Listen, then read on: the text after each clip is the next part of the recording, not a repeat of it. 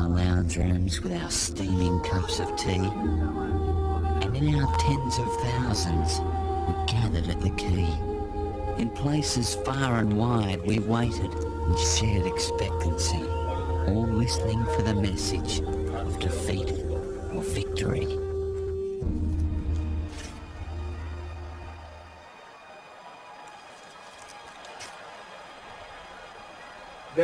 The winner is Sydney. 4 words that travelled around the globe that chill September morning.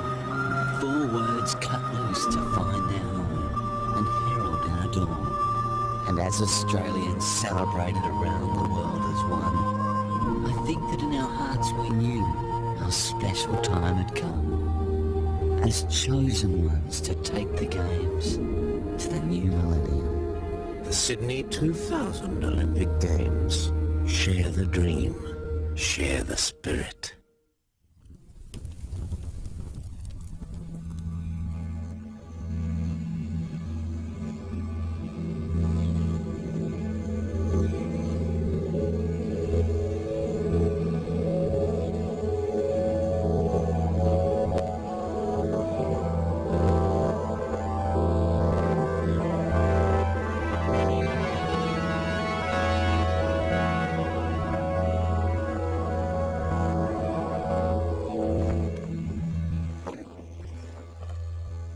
My great-grandfather, old man Bill Nargi, when I went and saw him after the Olympic Games, he couldn't understand the significance of an Olympic gold medal. And the only way I could describe an Olympic gold medal was to him, was how he felt winning his land back. We're heading into the 21st century, and my kids are still called niggers and coons at good Catholic schools too, I might add.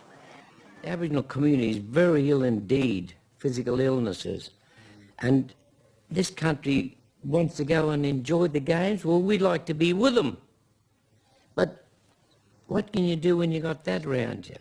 People dying around the place because they happen to be Aboriginal people.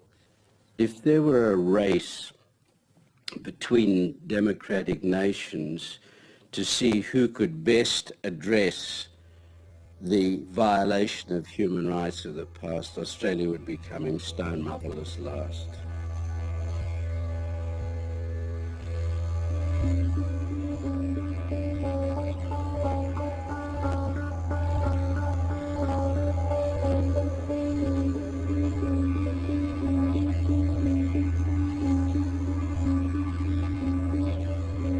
Beyond the Sydney Opera House in the morning shadows of the Harbour Bridge, this Olympic pool is one of the symbols of Australia. I was 13 when I was selected to swim for my school here in what was called the Wonder Pool. An incredible 84 world records were set here, a distinction unmatched anywhere in the world. In Australia today, not much has changed. Many of us still like to see ourselves as a nation of sporting giant killers, taking on the world's best and beating them. So it was fitting that Sydney, a sporting paradise, should be given the Olympic Games in the millennium year 2000. However, those putting Sydney's case to the International Olympic Committee must have held their breath, then praised their luck. For when it came to the vote, no one mentioned those Australians excluded from paradise and who were until recently its invisible people. This film is about that other Australia.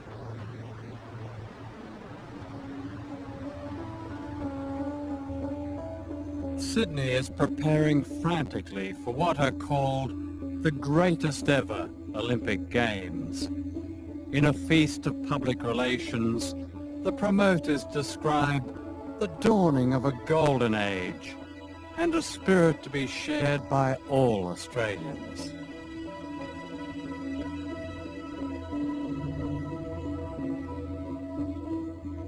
These were the last games held in Australia in Melbourne in 1956.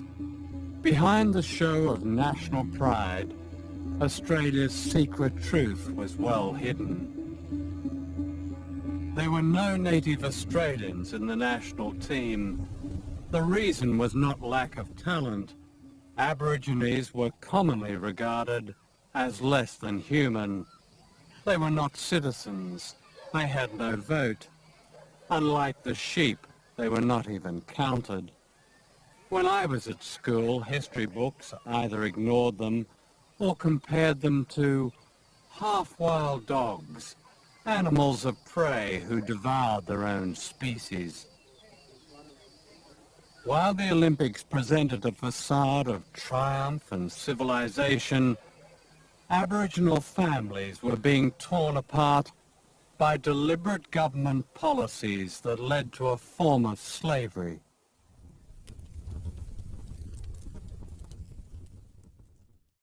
This remarkable photograph, taken shortly after the Melbourne Olympics, is of the Rovers football team. It vividly represents life and death in Black Australia.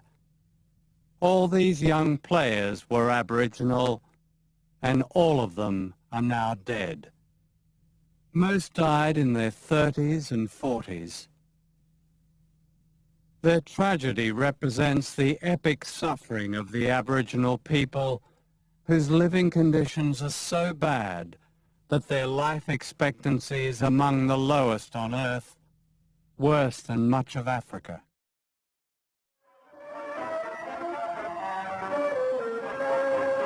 You can't bet on the running, but there's a dinkamozzie leading. Perhaps it's only right that a really pioneer Australian should take the title. Yes, sir. My people have been Aussies from a long way back. The Wally MacArthur story epitomizes the apartheid of Australian sport. One of the stolen generation, he was taken from his mother as a small boy. Even his real name was forgotten. The missionaries named him after the MacArthur River. Yet he became one of Australia's greatest athletes, a world-beating sprinter, never recognized by the sporting establishment and forgotten today. I went in the 100 yards, the 440 yards, and the long jump, you know, the broad jump, we call it broad jump in them days. And I found out later that I won the 3 out of 3. I was the only one in school history up till that time to win 3 out of 3. And I ran it, you know, like barefoot. And I seen in the paper the next day that it was the fastest 440 yards for a 14-year-old in the world. As a junior athlete in 1951, Wally was left out of the Australian Championships despite his excellent times. When he complained, he was told he could compete if he paid his own fare. A friend paid it. Like so many other black Australians, he was never recognised as one of the best of his generation. A lot of people started putting it into my head that it was prejudice, you know, like colour came into it, you know, because I was, you know, like half caste, I suppose, but they wouldn't admit that, you know. Wally and I grew up in the boys' home together, and he would be the greatest athlete I've ever seen in my life. And I used to go out and watch him train and watch him run. And he used to beat everybody. And the Aborigines weren't allowed to be in the state athletics teams in South Australia and in the other team. Victoria wouldn't accept him and South Australia wouldn't put him in. That's why he turned professional. The professional body came up to me and they said, look, we'll look after you if you turn pro. And they did look after me real good before I went to England. The first 10 races I ran as a pro, I won 10 of them. One of them was against Frank Banner. He was the Australian professional sprint champion. They flew him from Sydney here to Adelaide. I ran against him on the, one of the football ovals there, Norwood Oval, and he gave me 4 yards start. I beat him by 6. I ran away from him. Denied an amateur career in his own country, Wally MacArthur came to England and made his name as a professional athlete and a brilliant rugby league player. Signed up by the Rochdale Hornets, his shared record of goals and tries stands today, and is still remembered as the fastest winger in rugby league. When I arrived there, I wasn't looking for recognition or anything like that, but I got the paper next day, and there's a photo on the front page, and it had the headlines, "Black Flash on way to England." And I thought, hey, gee whiz. I looked at my skin, I said, I'm not that black, am I, surely? But anyway, that was in London, the London Times, and then I got on the train and went up to Manchester. I got cameras was there waiting on it, and I got off the train, and photo on the front page of the Manchester, news, and it had coffee-coloured boy from South Australia arrives in Manchester.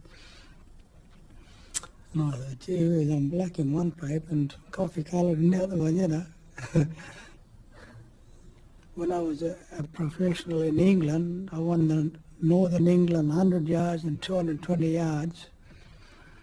And that same day, the Commonwealth or Empire Games are being held at Cardiff, in Wales. And my times over the 100 and 220 yards was far superior than the Australian runners representing Australia at that time. I said, only because you was in a different colour and that you should have been, you was good enough to represent Australia in the Olympic Games.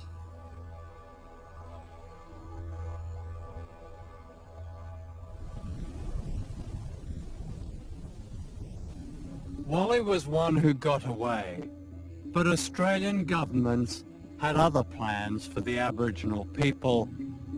Young talent was stifled in isolated, regimented reserves, often run by Christian missionaries.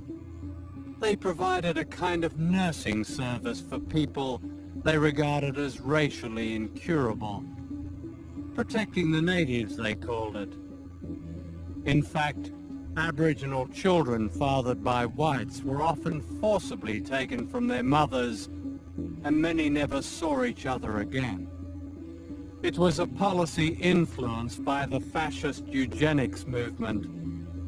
In 1933, the Secretary of the Department of the Interior wrote, "The policy of mating half-caste with whites for the purpose of breeding out the colour is that adopted by the government of Australia." The boys were sent as cheap labour to sheep and cattle stations. The girls went to training homes, where they were made into domestic servants, then given to masters in white middle-class homes. They were exploited and often abused. The historic parallel is the use of black slave girls in America. In Australia, the word slave was not used. It was only in 1997 that the truth was officially recognized, when the Human Rights Commission published this landmark report. It's since been estimated that more than 100,000 children were stolen from their families. The report by the Human Rights Commission called for an apology from the government and reparations for the victims. Prime Minister John Howard refused to make an official apology and made clear there would be no compensation. During that week, Federal Parliament spent an hour debating a proposal for a tax on the culling of emus. By contrast, the Commission's report describing genocide in Australia was given just half an hour, during which the Prime Minister, the members of his cabinet, and most government MPs left before the debate was over.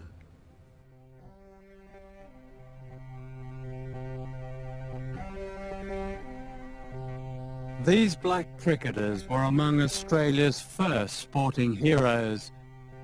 The first Australian cricket team to tour England was entirely Aboriginal. The year was 1868.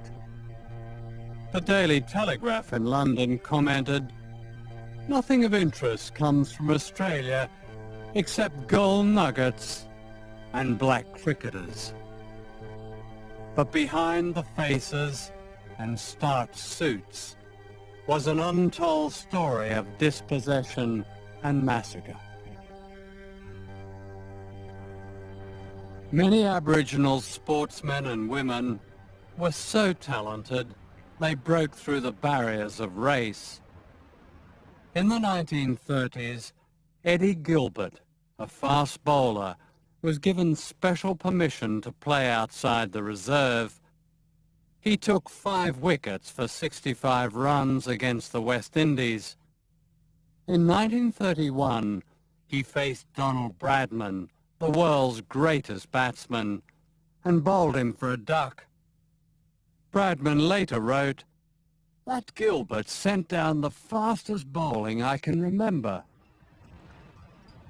On November the 11th, 1936, the Secretary of the Queensland Cricket Association wrote to an official called the Protector of Aborigines. "The matter of Eddie Gilbert has been fully discussed by my executive committee, and it was decided, with your concurrence, to arrange for Gilbert to return to the settlement." What he meant was that they were banishing him to a kind of concentration camp in the bush. "With regard to the cricketing clothes bought for Gilbert," wrote the Secretary, "it is asked that arrangements be made for these to be laundered and returned to this office." And that's how they solved the problem of an amazing Aboriginal cricketer who dared to be too good for his own good. Eddie Gilbert was committed to a mental asylum in Queensland, where he died, they said, of a brain disorder. The boxer Ron Richards is today regarded as one of the greatest middleweights the world never saw. He died on the Aboriginal penal settlement of Palm Island.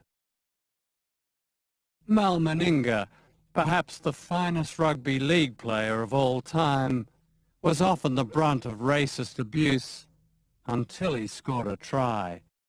Then he was applauded. Nicky Winmar, the Australian rules football star, was the victim of so much racist abuse that on the final whistle he wrenched up his jersey and pointed with pride to his black skin. Wimbledon champion of the 1970s, Yvonne Goolagong, was caught in a double bind. Racially abused as a young girl, she was attacked by her own people for not speaking out.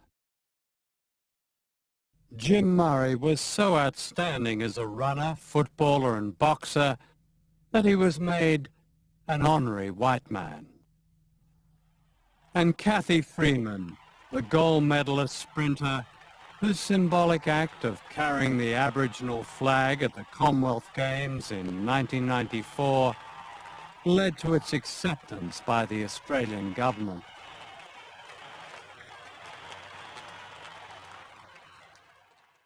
In his book Obstacle Race, Professor Colin Tatz names 1,200 outstanding black Australian athletes, of whom only 5 had access to the equipment, training and facilities that white Australians take for granted. The Aboriginal people who are going to represent Australia in the Olympics are aberrations. They're people who have shown sometimes twice, sometimes three times as much talent in order to rate equal and in order to rate a place. They're people who, through sheer talent, have been forced to be recognized. If we appropriate their talents, they become part of us and we look better for the whole exercise. I mean, Cathy Freeman is the greatest thing that's ever happened to white Australia in recent years, because this happy, smiling, grinning, delightful, fun-loving, life-loving young lady looks as though she is the representative of all black womanhood. She isn't. She isn't. She is an aberration. This is a major Aboriginal football tournament in the Northern Territory. Unlike white Australia, all they have to play on is a dust bowl. The goalposts barely stand up, and there's nowhere for spectators to sit. Conditions like this are typical of Aboriginal sport, the kind you'll never find in the Olympic city.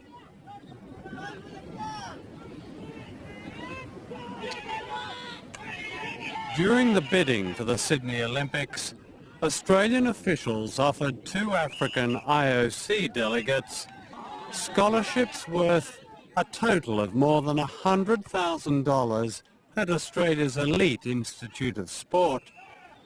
These were called inducements. As for the inducements for Aboriginal sport, there has been modest official help in recent years, including scholarships in the Olympic sports, many of them worth less than $5,000. That's £2,000.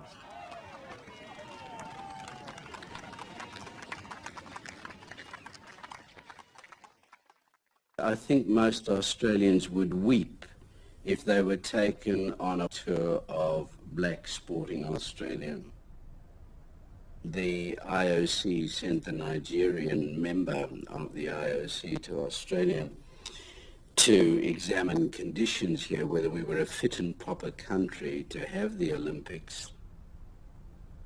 I think the Nigerian gentleman would have been shocked to have taken him out to places like Kintor in the Northern Territory, to Papunya, even to Yuendamu, which has an annual Aboriginal Games of great significance, where there isn't a blade of grass, where there isn't a set of goalposts, where there isn't a basketball court, worth calling a basketball court, where words like coach and track and courts and pools and physios and saunas and scholarships are just not part of the Aboriginal vocabulary. Or to the salt pan at Lombardina in the Kimberleys, where Aborigines literally play with two saplings stuck in the ground in the middle of a salt pan. If he'd have looked at those sorts of conditions, he would have been looking at third and fourth world sporting facilities. Aborigines kicking a piece of leather stuffed with paper because they haven't got footballs. I think that the IOC would have had to have put in some very adverse recommendations, or at least said to the Australian government, we will think of you as a final bidding team on condition that you repair X, Y, Z. They didn't. I took this photograph at Jay Creek in the Northern Territory in 1969. It was my first real glimpse of the other Australia. There was no decent housing, no running water, and the children were sick. Charlie Perkins, another Aborigine derided as a half-caste, was my guide. Charlie was already a great sportsman, who, like Wally MacArthur, found a kind of refuge in England, where he had a successful football career and was selected for trials at Manchester United by Matt Busby. Instead, he returned home and became only the second Aborigine to graduate from an Australian university and has spent his life campaigning for freedom for his people. We met again 30 years later in Sydney. You've written very movingly about your growing up. What are the memories of those very early days that still remain vivid with you? The discrimination's just awful. The police were controlling us. If we went into the town, we'd be arrested and brought back to the compound. They called it a reserve, but it was a compound. I mean, I went to a birthday party, and we were invited. We had to stay outside, at the windows. We handed in our little presents to them, and they handed the cakes out to us. And then I was the best cricketer in this team in Adelaide, but I couldn't go into the pub with everybody else. I had to stand outside a window. And I didn't drink. I just get my lemon squash even. I wasn't allowed inside. Everybody else was. To me, I thought that was natural. That was the way it had to be. Then I thought, no, this is not right. You know, why shouldn't I be in there? And I told the publican off a couple of times through the window. I told him we get stuffed and a few other things. So I was even banned from being outside the window. And you'd have a pass book with somebody telling you that you were a good citizen. The policeman had to sign it, and the priest. And if you didn't have the passbook on you, you'd be arrested. I know times were tough for everybody then, but it was really hard for Aboriginal people. And that's what really scars me. To my day, I can't forget that. I get up and I still dream about the compound. I still dream about discrimination. I still dream about, you know, the brutality of the prejudice in this country. They apply it whenever they like. Do you know, John, right up until the age of 21, I was only invited to 2 Australian homes. They don't want to know you. They know you on the sporting field. If you're kicking goals and run around, they all want to know you. But after that, to be associated with an Aborigine is not a good thing, you know? See, the bugbear with a lot of white people in this country is that, and the really thing that gets at them, it's the skeletons they got hiding in their cupboard. See, I'd say about 90% of old Australian families have got some strain of Aboriginal blood in them. But when it gets, they don't want to know about it. So they're the ones who turn viciously against Aborigines. A lot of things have changed, but is that still true in principle? Yes. The lot of Aboriginal people in this country is still the same. Living in car bodies, ran down houses, no bitumen roads on the reserves, getting trachoma, diabetes rampant, and poor water to drink. No employment opportunities on these reserve settlements. Oh, it's still the same, John, as you saw it 30 years ago, you and I with my poor mum. It's still basically the same in many communities right throughout Australia. Sure, education's improved in some areas here and there. We've got more employment opportunities, but we've not gone that big step that we should have taken. It's really a tragedy.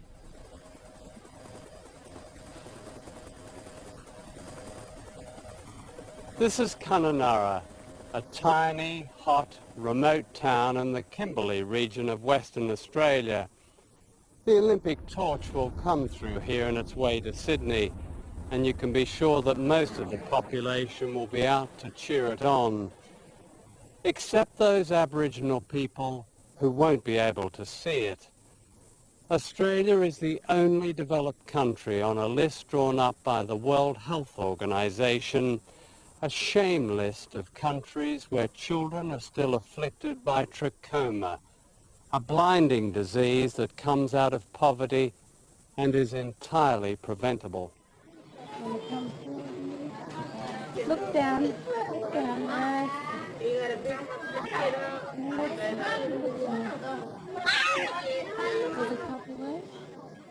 This medical team made a spot check half a mile from the route that the Olympic torch will take.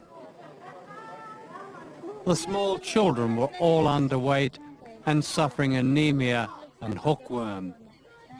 A third of all the children and adults had trachoma. In one school they found that half the children had trachoma. Oh dear, look.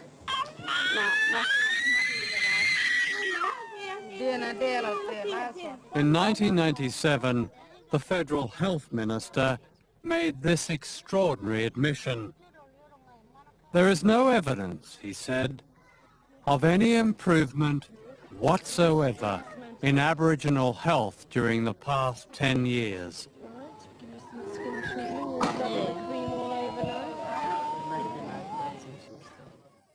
This clinic is run by the Aboriginal Medical Services, a self-help organisation whose work contrasts with the stereotypes of welfare dependency that say Aborigines are somehow privileged. In fact, government spending hardly reflects the sheer scale of Aboriginal health problems. The Aboriginal people experience a lot of what would be called exotic disease, problems that really we saw the end of in Edinburgh slums in the last century. So old-fashioned things, classical to this, is rheumatic fever, for instance. Rheumatic fever is still a major killer of adults. It's still a major cause of acquired heart disease. The rates of rheumatic fever in some parts of Australia are the highest ever reported in the world. It's universally accepted as a marker of poverty and crowding. But until the problems of poverty and social justice are really addressed, then we will continue to just save people.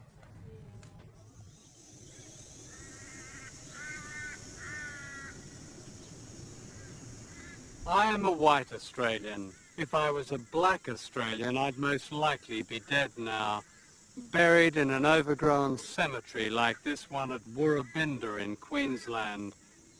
The life expectancy of Aborigines is 25 years less than whites. They die in their 40s and 30s.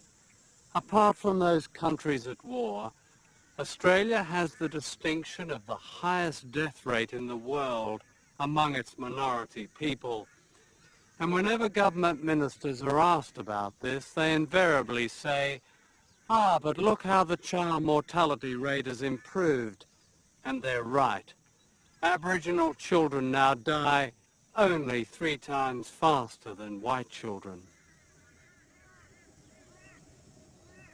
It seems to me that most of the kids that I grew up with and went to school and around about my own age have died. And they shouldn't have died, you know. I mean, there's got to be something so horribly missing in our communities. And there is no collaboration of real government services in these towns. There isn't. I mean, everybody's, you know, they put it all in the hard basket. And people can't get real decent jobs in the community, nor they can get jobs outside, you know. And so people are slowly suiciding, really, and they may not be consciously aware of that. In growing numbers now, we're seeing young Aboriginal men commit suicide outside of custody because they feel there is no hope. In Bathurst Island, people climb the power poles and hang on to the electrical wires to commit suicide. Suicides among Aborigines have now become an epidemic, largely unrecognised in white Australia. Here in the northwest, the rate has increased 5 times in recent months. Most of the victims are young. These awards belong to a budding athlete who was 9 years old when he killed himself.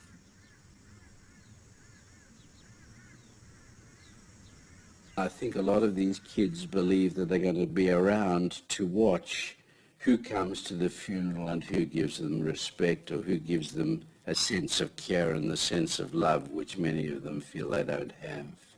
It's a terrible reason for committing suicide. So, my life for a moment of respect. I mean, it's one hell of a bargain. 10 years ago, a royal commission found that Aborigines were dying in custody at a rate of 2 a week. Today, the situation is worse. The reality is that most Aborigines expect to be arrested because they are Aborigines. And by one measure, their imprisonment rate is the highest in the world.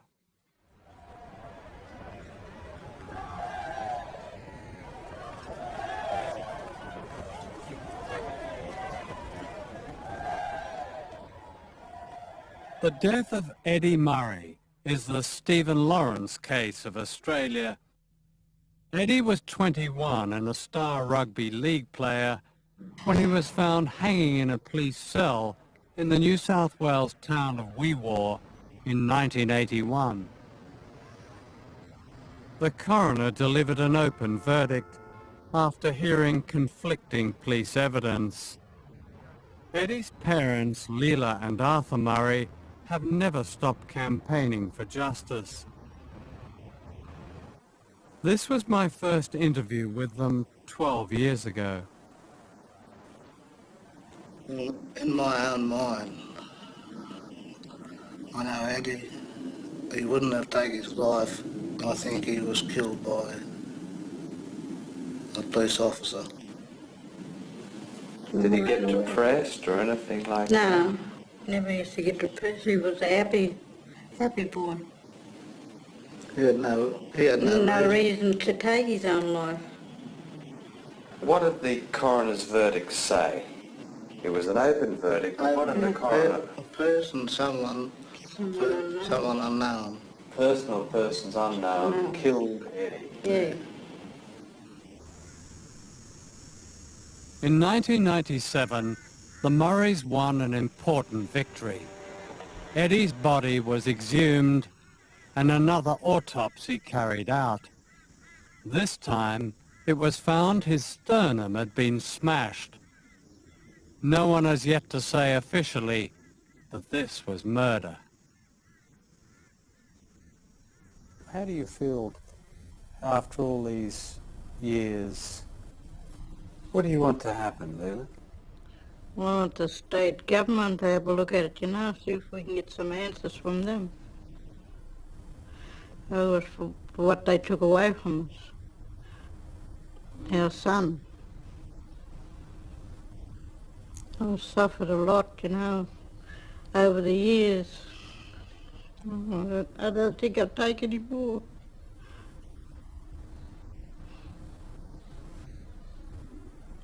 We need answers, John.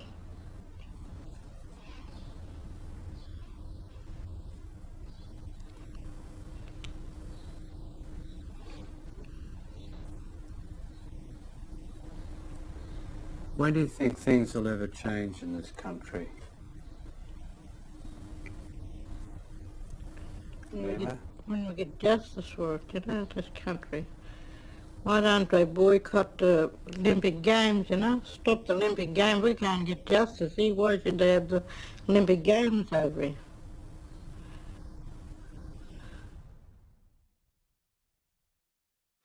If he was young, white and rich, there would have been a whole different approach taken to his death. There would have been investigators flown in to deal at the time. His body would have been removed to an appropriate place for an appropriate autopsy to be conducted. That was not done. People would have been thoroughly questioned, and there would have been a real attempt made to determine how he died. in what circumstances he died.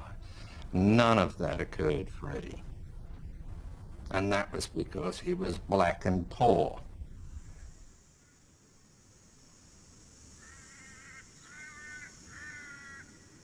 This damning report by Amnesty International says the deaths of Aborigines in prison has reached new record levels.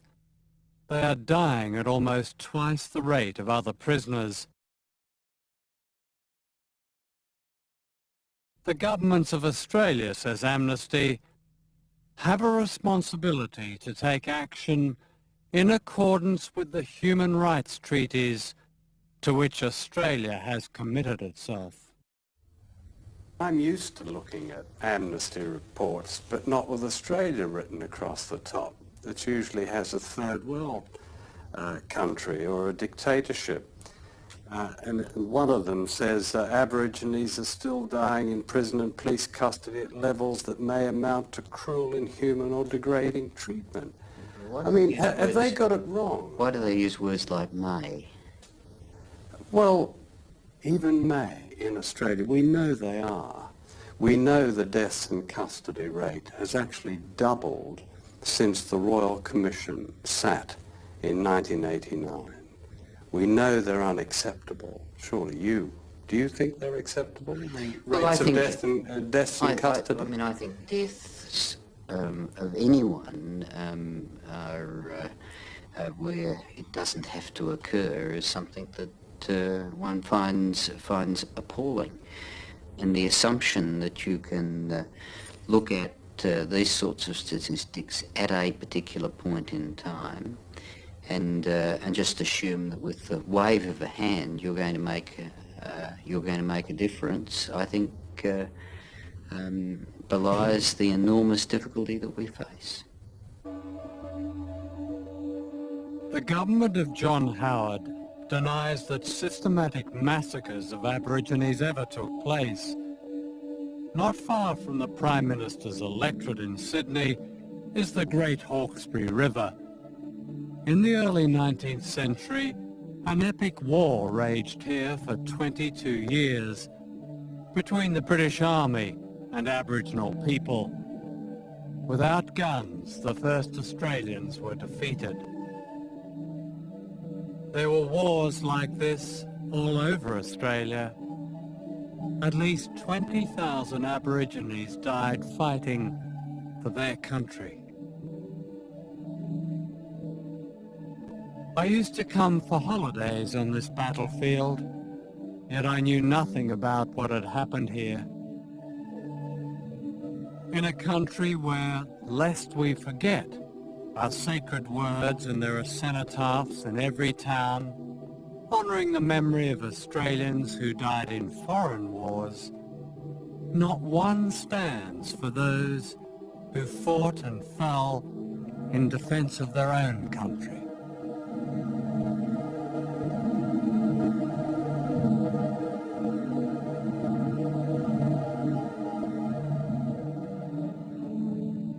Last year, Prime Minister Howard vetoed a proposal to add black names to the national war memorials.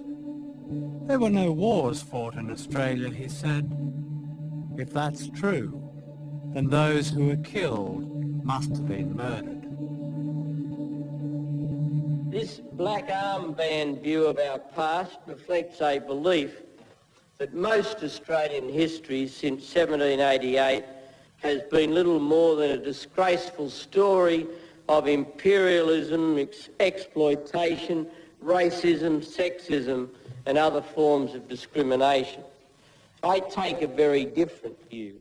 The stereotype of genocide in the average Australian mind, or even in the minds that ought to know better, is of the sort of striped pajamaed ones hanging off the wire at Auschwitz, or it's the serried rows of skulls in Cambodia, or it's the panga-wielding Hutu chasing the Tutsis in some kind of crazed tribal African affair, or it's some kind of megalomaniacal Serbian who's trying to eliminate Bosnian Muslims and so on. That's genocide in the eyes of the general public. The fact is that Australia has been at this in a much more consistent and systematic way over a period of, what is it now, nearly 210 years, as opposed to genocide occurring in neat, tight, compacted time frames, such as Nazi Germany from 1933 to 1945, or Stalin's genocide between the two world wars, or Rwanda 1994. We all expect genocide to be compacted into an observable time frame, and one that is televisable, for example, on the evening news.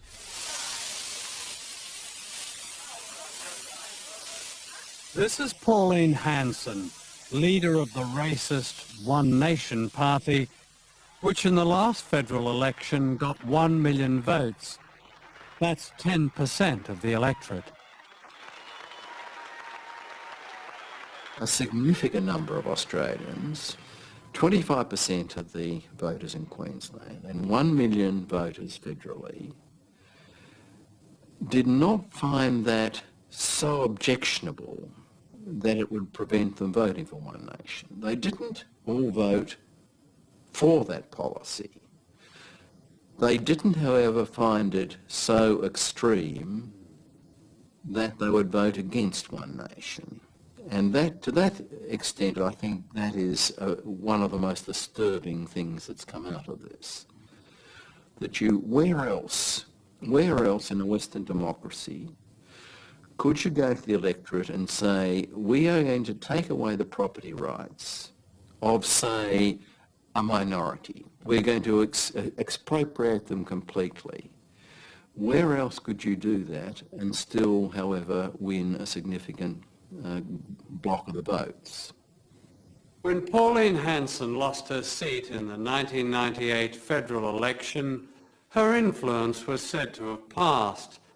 But Hanson was always a distraction, for the real threat came not from the margins of Australian political life, but from respectable mainstream politicians adept at swaying with the breezes of racism. Australians of this generation... Prime Minister Howard and Pauline Hanson have much in common. Both deny the truth of Australia's bloody past, which Howard derides as the black armband version of history. And Hanson's One Nation party bears similarity to Howard's One Australia policy from the late 1980s, which attacked the country's multicultural society. As Prime Minister, one of Howard's first acts was to cut $400 million from the Aboriginal budget. Adult education for Aborigines is being cut back, and his government has said no to a treaty with its First People, the kind that governments all over the world have negotiated with their indigenous population.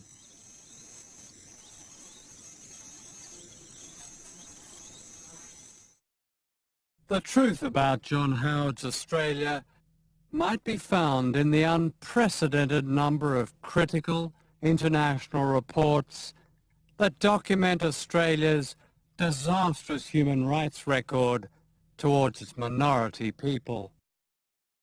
I asked the Prime Minister for an interview, but he declined.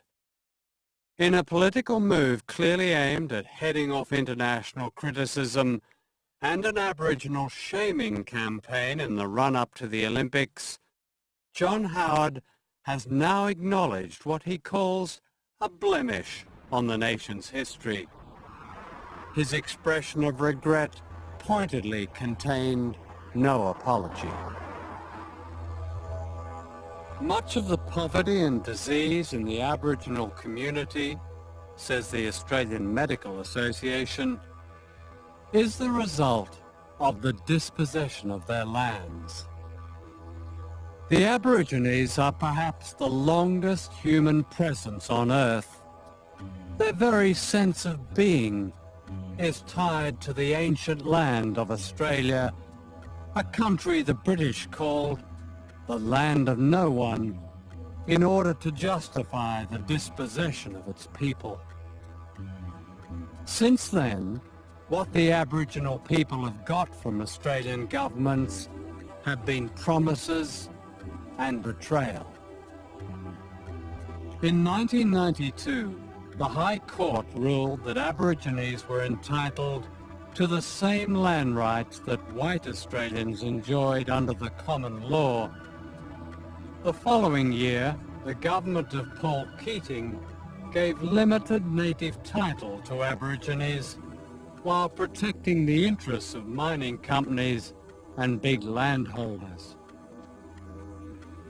When the High Court reinforced its original decision, the newly elected Howard government enacted legislation that effectively cut back these fragile gains.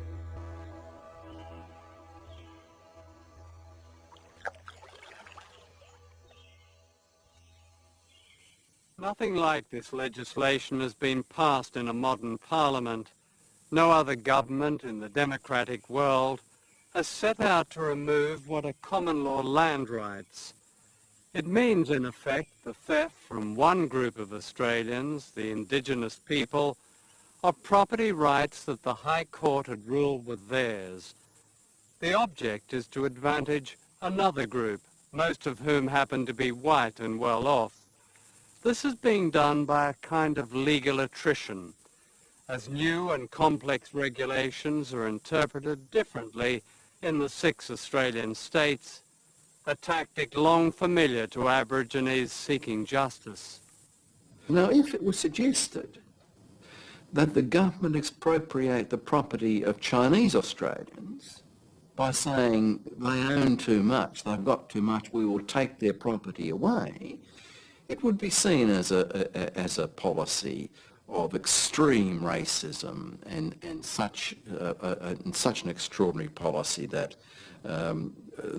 it would be either reviled or laughed out of court. Australia's popular image is that of an egalitarian nation built on mateship. But who really owns this vast island continent? The richest land is controlled by just 25 powerful landholders. They include Donald MacDonald, federal president of the National Party in John Howard's ruling coalition, and Kerry Packer, Australia's richest man, seen here with his mate Bob Hawke, then the Labour Prime Minister.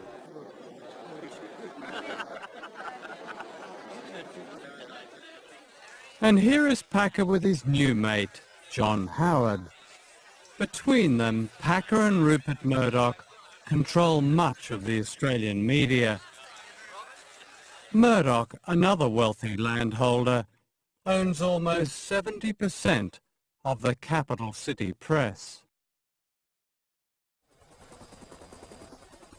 And this is where Australia's elite lives, beside the splendours of Sydney Harbour. That's Murdoch's sacred site, when he's in town. And that's Packer's, whose walls are so high, he won't see the Olympic torch when it passes nearby. While Aboriginal land claims are often disputed, the land rights of the wealthy never are.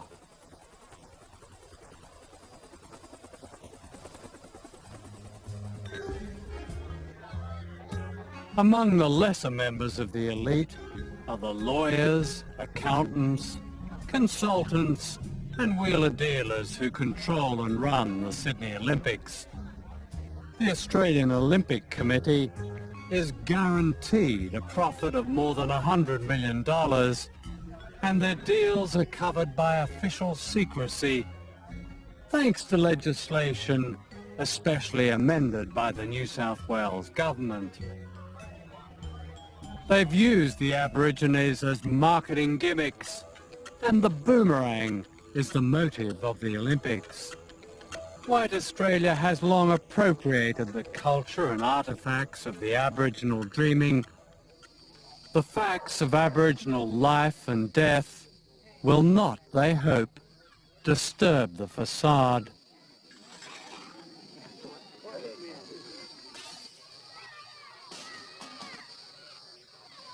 This is a nation of extraordinary contradictions. Unlike the United States, the first white Australians were not on a mission from God, but were God-forsaken, like my own great-great-grandparents who came as convicts in leg irons. This was said to give us a natural empathy with the underdog, the battler, perhaps. Certainly when the immigrant ships arrived in the 1950s, and little Belfasts and little Cypresses and little Lebanon sprung up, there was no blood on the streets. It didn't matter that we got on by default, because most of us agreed there was no better place a battler could go. And this surely stands as Australia's greatest achievement. In my lifetime, this country has become one of the most culturally diverse societies in the world, and it's happened peacefully. The exceptions are those Australians who were here before any of us. Australia is not merely its politicians and fat cats. Among many ordinary people, there is a great desire to extend the decency and openness of their multicultural society by making amends for the crimes committed against the Aboriginal people. This is the Sea of Hands campaign brought to Bondi Beach. Each hand carries a name and symbolizes white opposition to the government's policies on black land rights. It's part of a grassroots movement of regret and reconciliation. What it says is that many Australians are no longer prepared to be innocent bystanders in their own country. But symbols and gestures are not justice. The real game is,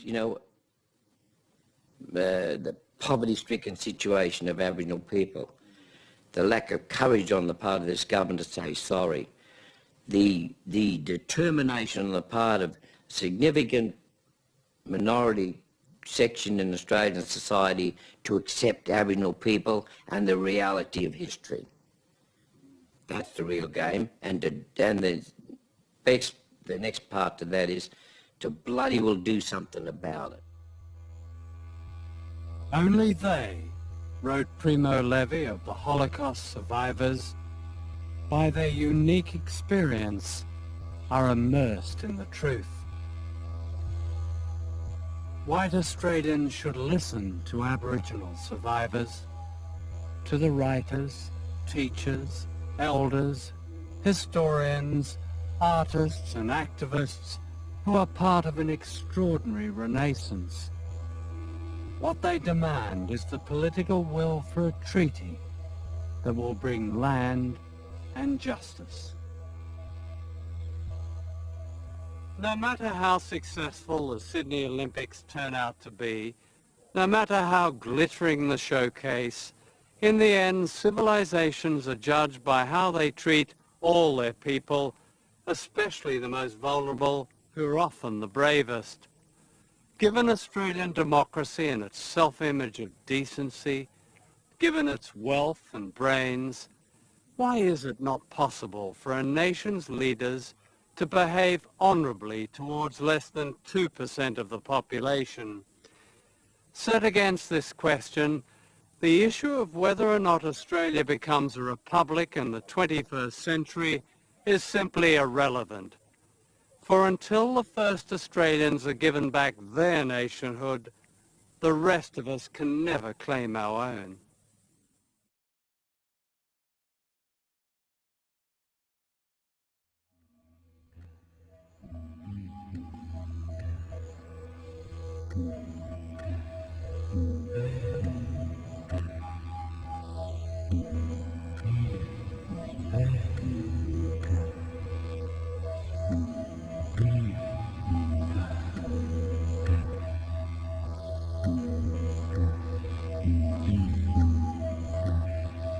Mm.